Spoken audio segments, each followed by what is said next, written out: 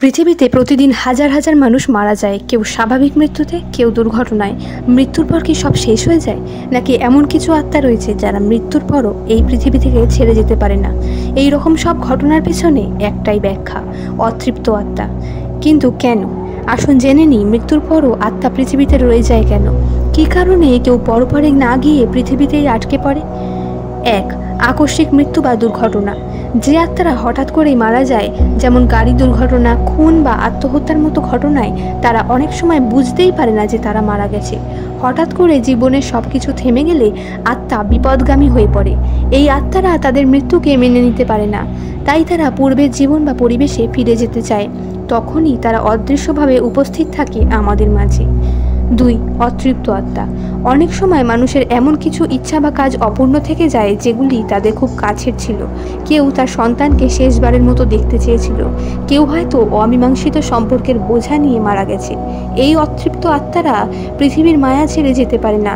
3. আত্মহত্যা। বিশ্বাস করা হয় আত্মহত্যায় যারা প্রাণ হারায় তারা আত্মিক জগতে সরাসরি প্রবেশ করতে পারে না, কারণ আত্মহত্যা একটি জটিল ও কষ্টময় মৃত্যু। এতে অনেক আত্মা অনেক সময় নিজেই ভুল বুঝে অনুশোচনায় ভোগে। সে ফিরে যেতে চায় জীবনে, কিছু পরিবর্তন করতে চায়, কিন্তু দেহ তো আর নেই। তখন আত্মা পৃথিবীর এক কোণে আটকে পড়ে এবং বারবার সেই মুহূর্তের মধ্যে বন্দী হয়ে যায়। 4. অন্য আত্মার আকর্ষণ বা বাঁধন।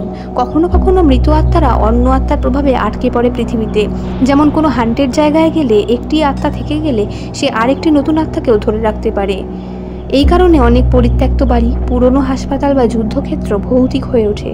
5. দুষ্ট আত্মা বা নীচ জগতের শক্তি।